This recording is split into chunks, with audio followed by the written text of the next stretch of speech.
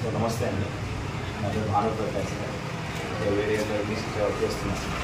ఇందాక బ్రేక్ఫాస్ట్ కోసం ఇట్లా వస్తూ ఉంటే మీరు చైర్లో ఇట్లా వెనక్కి పడుకొని పుస్తకం పట్టుకుని నడుచుకున్నట్టు నాకు అనిపించారు.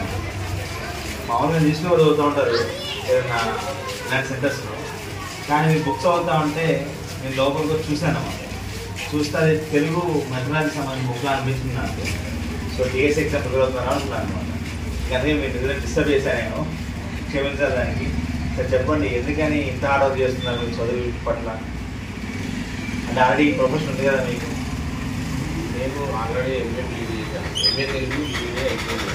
ఓకే, గత 12 years నుంచి నేను డిఎస్సి ప్రిపేర్ అవుతుంది. ఓకే, ఈసారి నాకు అంటే ఇన్కమ్ డిగ్రీ కాబట్టి సోషల్ అవకాశం నిన్న సోషల్ రాశాను. ఓకే.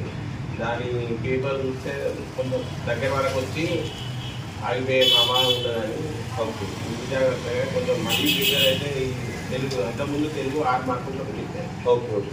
ఈసారి సార్ రావాలని కొంచెం ఆర్డర్ చేస్తున్నారు. Okay sir. ఏ ఇయర్ పాస్ అయింది సార్ బిఎడ్? నేను 2009లో పాస్ అయ్యాను. 2009 పాస్ అయ్యారు. అప్పటి నుంచి స్ట్రగుల్ అవుతున్నారు. Okay sir. మ్యారీడ్ లైఫ్ ఎట్లా ఉంది సార్? నాకు 2 చిన్న బాబులు. చిన్న బాబు. Okay, right sir. సో అంటే యాక్చువల్గా ఈ ప్రొఫెషన్ కంటే టీచింగ్ ప్రొఫెషన్ 100% బెటర్. అది ఇంకా సెక్యూర్ జాబ్ కదా సార్? కంపల్సరీ ఈ ప్రొఫెషన్కి వాల్యూ లేదు. అంటే సార్ ఆర్థికంగా బాగానే ఉంటుంది కానీ సార్, బ్రతకడానికి బాగుంటుంది కానీ సంపాదించడానికి మాత్రం కొంచెం తక్కువ. టీచర్ జాబ్లో కూడా మనకి సంపాదించడానికి పెద్ద ఆశలేమి ఉండవు సార్. ఫిక్స్డ్ శాలరీ ఉంటుంది మనకి, కానీ ఒక లైఫ్ ఒక మంచి సెక్యూరిటీ ఉంటుంది. లైఫ్ సెక్యూరిటీ ఉంటుంది. మీలో సమాజంలో ఉంటుంది. మనం ముందు ఒక 10 మందిని విద్యార్థులను మంచిగా తయారు చేస్తానే లైఫ్ ఉంటుంది కదండి.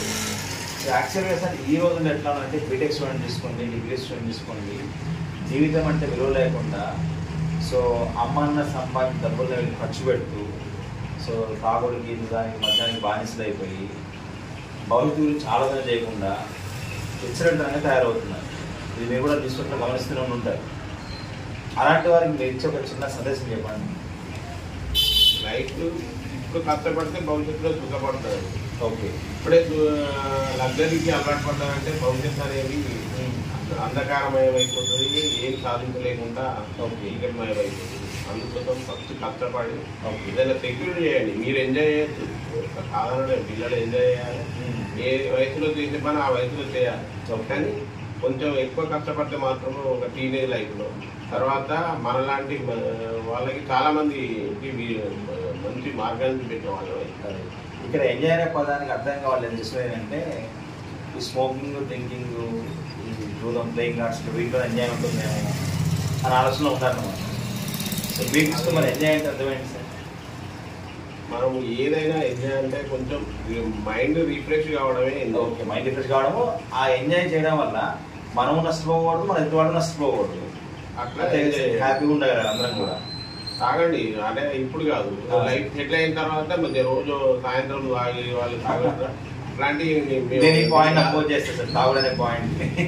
ఎందుకంటే అది ఒకసారి అలవాటైంది అనుకోండి, అది మారుతుంది. చిన్న వయసులో అవుతుంది.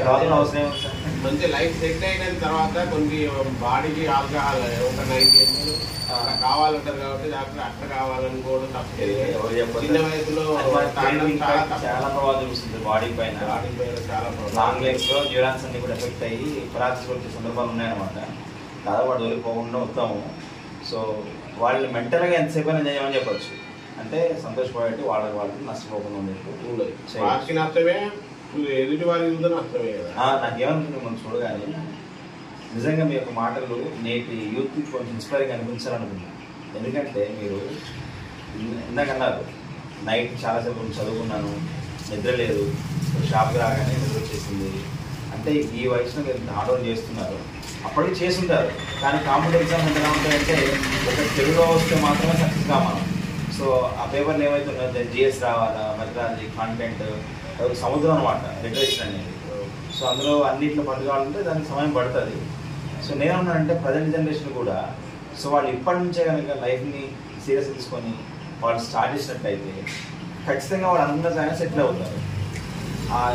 దాన్ని ఏమంటామంటే లీనియస్ ఉండకూడదు. లైఫ్ అంటే ఏదో అల్లటప్పగా చాలా ఈజీగా తీసుకుంటే మాత్రము ఫ్యూచర్ చాలా ఇబ్బంది పడతారు. నేను చెప్తానంటే ట్రైనింగ్ క్లాస్కి వెళ్ళినప్పుడు లైఫ్లో ఒకే మంచి గవర్నమెంట్ జాబ్ సంపాదించాను, ఒక్క గవర్నమెంట్ జాబ్ సంపాదించాను. ఎందుకు స్పెషల్గా గవర్నమెంట్ జాబ్ అంటున్నాను అంటే మనం మాట్లాడుకున్నట్టుగా లైఫ్ సెక్యూరిటీ సార్. రెండోది ఒక్కసారి జాబ్ సంపాదన ఉంటే 3 జనరేషన్స్ హ్యాపీగా ఉండొచ్చు. ఒకటి ఇప్పుడు నేనున్నాను అనుకోండి, నేను నా భార్య మాకు మంచి లైఫ్ ఉంటుంది, ఇది ఒక జనరేషన్. నాకు ఉద్యోగం ఉంది కాబట్టి మా అమ్మ నాన్న బాగా చూసుకోగలుగుతాను, అదొక జనరేషన్. నా ఫ్యూచర్ జనరేషన్ నాకు ఉండే పిల్లలకి, నాకు ఉన్న పిల్లడికి మంచి లైఫ్ ఇవ్వగలుగుతాను. సో ఈ యొక్క రెస్పాన్సిబిలిటీ కనుక ప్రజెంట్ యూత్లో వచ్చినట్లయితే కొంచెం దాని లైఫ్ మీద ఫోకస్ చేస్తారని అనిపించింది.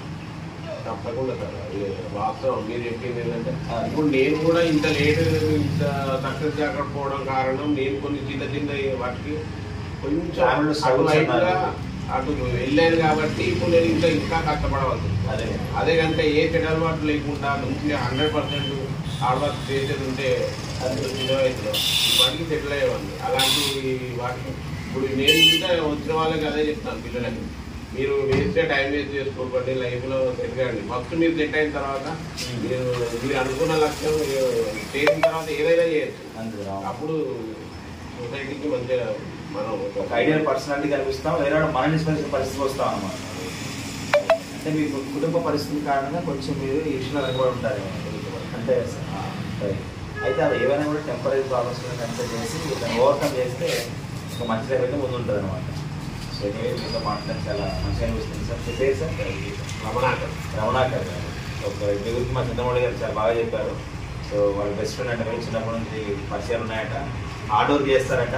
సో ఈసారి అయితే హార్డ్ వర్క్ చేస్తున్నారు, హార్డ్ వర్క్ మీరు బయటపడకపోతుంది బాగుంటుంది. Thank you sir.